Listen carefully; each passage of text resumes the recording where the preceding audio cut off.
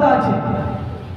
তো সেই জন্য আমাদেরকে বুঝতে হবে আমাদের জীবনে সব থেকে মূল্যবান সম্পদ হচ্ছে ঈমান। আমি অনেক কথা থাকে, তাদের বিষয়ে যে কথা শুনবো, তারা যে জানবে আজকে আমাদের সমাজের নারী যেভাবে বেপরদায়, একটা শ্রেণী, একটা সমাজ, একটা মানে তারা চাইছে পলিটিক্যাল ভাবে যে মুসলমান ধর্মের নারীরা যেভাবে পর্দায় দিন যাপন করে, তাদের পর্দাকে পুরো একেবারে শেষ করতে হবে, তাদেরকে বাড়ির বাইরে থেকে বের করতে হবে। এটা তাদের প্ল্যান, এটা তাদের কৌশল। সেইভাবে বস্তুর টুকরো ঝুলিয়ে দেয় আর আমরা তাতে সেই বস্তুর উপরে পড়ে যাই। আমাদের বাড়ির নারীরা হই হই হই হই করে চতুর্দিকে আমাদের ছুটতে থাকে, চতুর্দিকে ছুটতে থাকে। সুতরাং পর্দা কি জিনিস এটা জানা লাগবে। একটা নারী জান্নাত যাওয়া একটা পুরুষের থেকে সহজ, পুরুষের থেকে সহজ।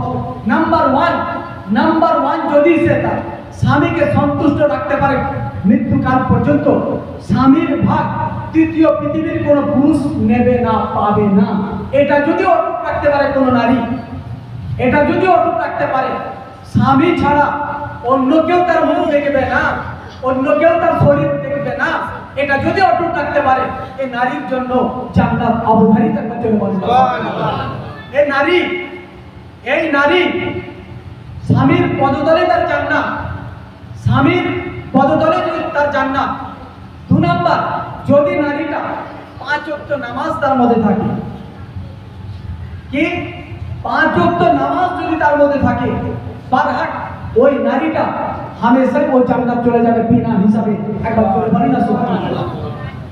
একজন নারী যদি শিরকের গুনাহ থেকে বেঁচে থাকে, শিরকের গুনাহ থেকে, কত নারী দেখবেন পীরের পুরো আগুন, পীরের পায়ের পুরো আগুন কি চুষে চুষে খাচ্ছে, চুমা দিচ্ছে, পীরের হাত ধরে চুমা দিচ্ছে, যেটা নাকি একেবারেই শিরক। যদি মনে হয় এটা আমি ভুল বলছি, হতে পারে আমি ছোট আলেম, আপনি যে কোনো বড় মুফতি মুহাদ্দিসের কাছে জানবেন। মুফতি কোথায় বুঝবেন? মুফতি কাছে মশলা তো কোথায় নিতে হয় আমরা জানি না। আরে মুফতি তো আপনি দেওবন্দ ছাড়া কোনো জায়গায় যোগ্য মুফতি পাবেন না, সারা পৃথিবীতে যোগ্য মুফতি পাবেন না। তো আপনি সেখানে জানুন।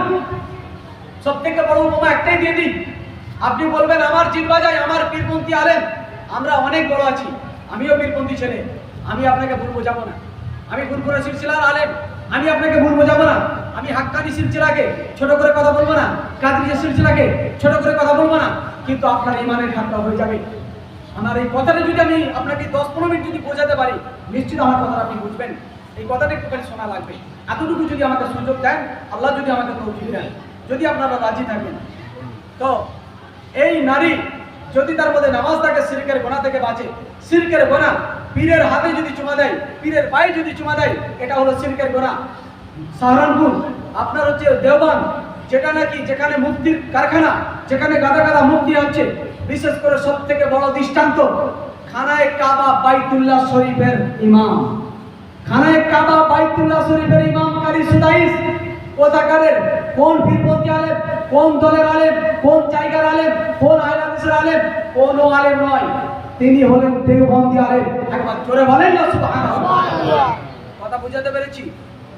যেখানেই পড়বেন, আলিয়া মাদ্রাসায় পড়বেন, ফুরফুরা মাদ্রাসায় পড়বেন, যেখানেই পড়বেন, পৃথিবীতে যত আশপাশে আনাচে কানাচে যত মাদ্রাসা আছে, ম্যাক্সিমাম মাদ্রাসায় মেদিনীপুর থেকে, হুগলি থেকে, হাওড়া থেকে, বর্ধমান থেকে, কলকাতা থেকে, 24 পরগনা থেকে, বাংলাদেশ, পাকিস্তান, যেখানে যাবেন তফসিরে জানাই, তফসিরে কামারাই, যত রকমের তফসির, যত রকমের হাদিস কে লিখেছে, সব দেওবন্দি আলেম। একবার জোরে বলেন না সুবহানাল্লাহ।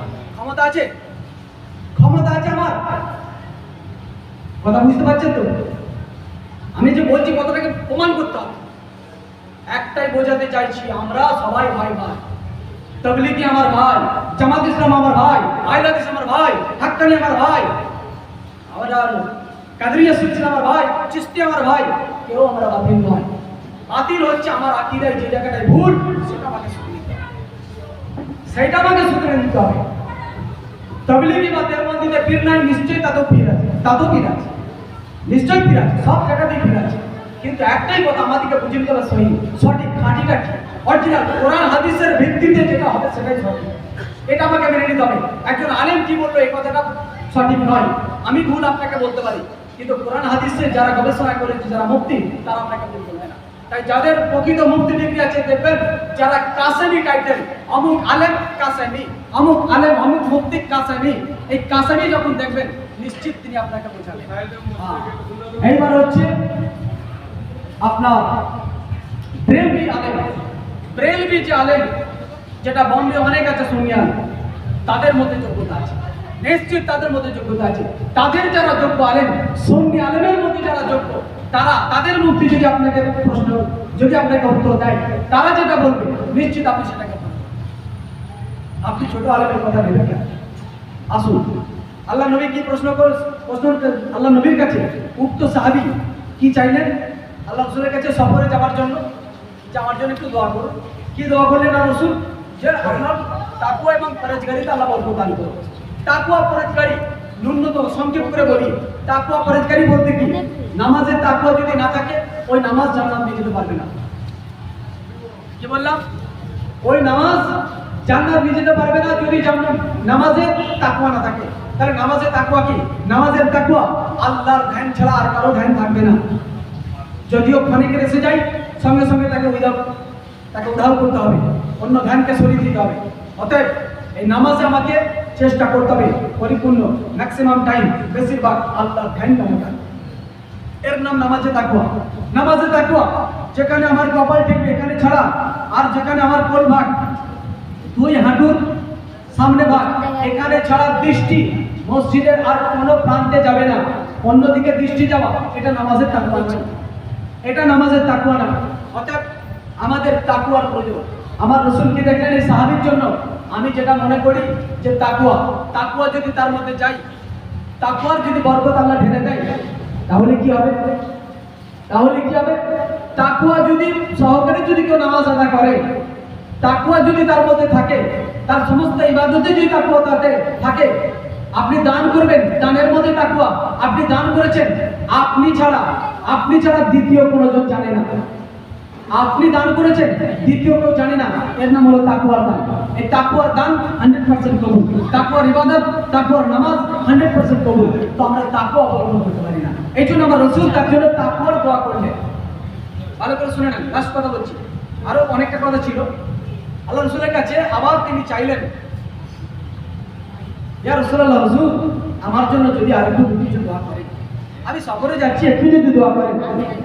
মহানবী সাল্লাল্লাহু আলাইহি ওয়াসাল্লাম বললেন,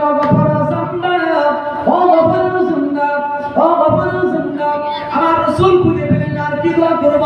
আমার রাসূল পরিস্থিতি তাআজ্জুলে দোয়া করলেন, আল্লাহ তাআলা আপনার জীবনের গুনাহ কাটাগুলো maaf করে দেন। আল্লাহ তাআলা আপনার জীবনে যত গুনাহ করেছেন সমস্ত গুনাহগুলো maaf করে দেন। আল্লাহর নবী বলতে দেরি, আমার আল্লাহ কবুল করতে সামান্যতম দেরি করেন না। জোরে বলেন সুবহানাল্লাহ। আমার রাসূল বললেন আপনার জীবনের সমস্ত গুনাহকে আল্লাহ maaf করে দেন। এই গুনাহ maaf আমার রাসূল বলছেন দুনিয়াতে সকল শ্রেণীর মানুষ আছে। কেন এই দোয়া করলেন? একজন সাহাবী, আমার সাহাবী জান্নাত যেতে পারবে না, কোন তাবেঈ জান্নাতে যেতে পারবে না, চার মাযহাব জান্নাতে যেতে পারবে না। সারা বিশ্বের যত ওলি আছে, বড় পীর সাহেব আব্দুল কাদের জিলানী আছে, খাজা মাইনুদ্দিন চিশতি আছে, কেউ জান্নাত যেতে পারবে না। পৃথিবীতে যত আলেম আছে, যত হাফেজ আছে, যত কারি মুফতি আছে, যত ডাক্তার শ্রেণী আছে, যত মাস্টার রয়েছে, পৃথিবীর যত শ্রেণী যত বর্ণের মানুষ আছে, কেউ জান্নাত যেতে পারবে না। জান্নাত যাওয়ার জন্য একটা জিনিস লাগবে, এটা ছাড়া কোন হাফেজ কারি মুফতি মুহাদ্দিস কেউ জান্নাত যাবে না। এটা ছাড়া কেউ জান্নাত যাবে না। কি বলছি কথা বুঝতে পারছেন? আমি আলেম হয়েছি, আমার পেশা আলেমি পড়া। হাফেজ হয়েছে তিনি তারাবি পড়াবেন, খতম পড়াবেন, কোরআন তেলাওয়াত করবেন, এটা তার পেশা। এক একজনের এক একটা পেশা। কেউ মাস্টার হয়েছে সে পড়াবে, এটা তার পেশা। ডাক্তার হয়েছে চিকিৎসা করবে, এটা তার পেশা। নারে তাকবীর, নারে তাকবীর। বিশ্বনবী দিবস, আল কোরআনের আলেম, আল হাদিসের আলেম, নারে তাকবীর। দরুদ